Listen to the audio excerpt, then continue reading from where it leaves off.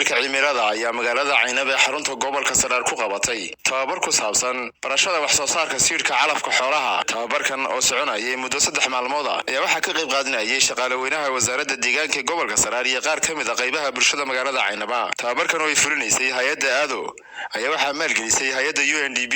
waxaana tababarkan xiritaankiisii faahfaahin ka bixiyay Maxamed Saleebaan Muumin oo ahaa macallinkii bixinaya tababarkaasi iyo sidoo kale isuduwaha wasaaradda deegaanka iyo isbeddelka cimilada ee gobolka Saraar Mubaarak Ismaaciil Cismaan.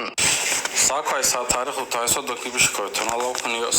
waxayna halku soo gabagabeeyay tababarkiina soconay muddo 3 cisho ah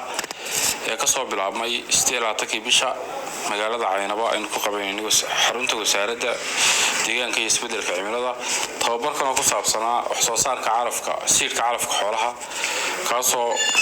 aynu qabanayno dadka xoolo dhaqatada iyo beeraleyda deegaanka muddo 3 cisho. waxyaabo lagu bartay waxa ka mid ahaa wax soo saarka calafka xoolaha sida loo xanaaneeyo sida loo ilaaliyo tiyadiisa sida loo ilaaliyo sida loo store gareeyo sida loo waxaan ku yiraahdaa loo soo saaro. tababarkan waxa fulisay oo qabanaysay hay'adda ADO waxaana iska kaashaday oo maalgelinta soo bixiyay wasaaradda deegaanka iyo isbeddelka cimilada oo inagala joogay isuduwihii hay'adda UNDP. labadaas iska kaashaday hay'adda ADO way fulinaysay. tababarkan 3 cisho ahaa waxa ka faa'iideystay dad gaadhay 20 qof oo ka yimi dhammaan bulshada deegaanka isuguna jira rag iyo dumar. runtii 3 cisho oo manfac badan leh oo bulsho ahaan iyo wasaarad ahaanba faa'iido badan inoogu jirta baynu halkan ku wada qaadanay. wax beeristu noocay doonto ha noqotee ama cunto dad ha noqoto ama dalag xoolaad ha noqotee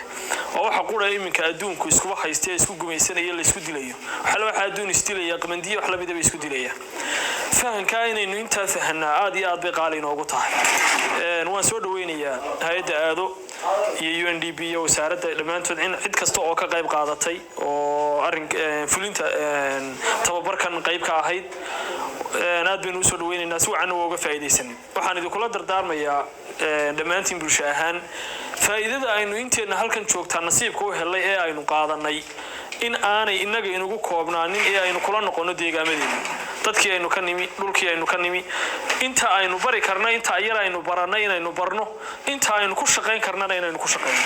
intaas waa iga dardaaran. qodobka labaad waxa weeyaan tababarada noocan ahi ama wacyigelin ha noqdaan ama tababarra ha noqdaan runtii deegaankeena aad bay ugu yaryihiin. hay'adda UNDP oo runtii shaqo adag oo aad aan ugu mahadnaqayno ka qabatay gobolkayga hadday tahay samaynta nursery-ga markiisii hore asaaskiisa ahaa hadday tahay deyrka nursery-ga dhisidiisa hadday tahay seed store-kan iminka farta laga qaaday aad iyo aad baan ugu mahadnaqaynaa hay'adda UNDP gobolka inta ay ka qabatay ee waliba ay wasaaradda deegaanka kala qabatay hay'ad kale oo kala qabatay ma jirto totally. marka hay'adda UNDP iyo NGO-ga ADO iyo wasaaradda deegaanka waxaanu kala faraynaa u soo jeedinaynaa farid ma ahay u soo jeedinaynaa tababarada noocana iyo wacyigelinahooda iyo kuwa la midkaaba inay soo kordhiyaan si bulshadii deegaanka wacyigeeda kor loogu qaado si bulshadii deegaanka loo fahansiiyo muhiimadda deegaanku leeyahay si bulshadii loo fahansiiyo iminka mashaakilka ugu badan ee deegaanka ka jira waxa kow ka ah oodasho enclosures private enclosures baa jira seero oodeedyo shakhsiyaad leeyahay. seero oodeedyadaas waxa quray ku baabi'i karaan iyadoo oo bulshadu iska kaashato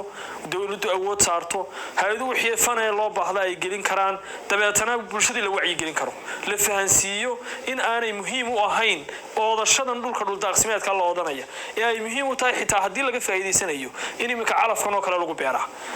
inta qof oodanayo intaasoo hektar xitaa haddii laga dhaadhiciyo inuu calaf ku beero oo la fahansiiyaa wax weyn bay inoo noqonaysaa. marka aad iyo aad baa mahadsantihiin ADO waa qabateen shaqadan waanu idinla garab taaganahay wixii dambe haddii ilaahay ka dhigay inaad soo kordhisaan oo soo badisaan oo cabashooyinka maxaan ku dhahday iyo mashaakilaadka ay bulshadu idiin taxdayna inaad hoos u eegtaan oo haddii ilaahay ka dhigo sidii meesha looga saari lahaa aad ka shaqaysaan. ugu dambeyntiina qaar ka mid ah ka qaybgalayaasha tababarkani ayaa ku xog warramay waxyaabihii ay ka faa'iideysteen intii tababarkani socday waxayna halkaasi ka ballan qaadeen inay shaqooyinka ay hayaan ku dabaqi doonaan waxyaabaha ay ka barteen tababarkani muddadii 3 cisho ahayd uu socday. 3 cisho halkan aan tababarka ku qaadanaynay run ahaantii markaanu annagu nahay dadweynaha waxay ahayd waqti yar intaanu tababarka qaadanay laakiin wax fara badan ayaanu ka faa'iidnay. aad baan uga mahad celinaynaa wixii cabasho ahaa ee aanu qabnayna waanu gudbinay sidii wax noolagala qaban lahaa runtii wax soo saarku ha noqdo wax soo saarka bini'aadmiga iyo ka xoolahaba waa waxa kaliya ee wadanku uu ka horumari karo marka aad iyo aad baan uga mahadcelinaynaa maxay ahayd tababarka aadna siiseen waana wax dadku u baahan yahay iyadoo dadkan asal ahaan ama ka ahayn dad xoolo dhaqataa mar haddii isbedel maxay ahayd lagu samaynayo in tababarada iyo wacyigelinta intaba loo kordhiyo waa mid muhiim ah hay'adan UNDP iyo aado waan uga mahadcelinaynaa siminaarka 3 casho ay noo keentay iyo wasaaradda deegaanka isbedelka cimilada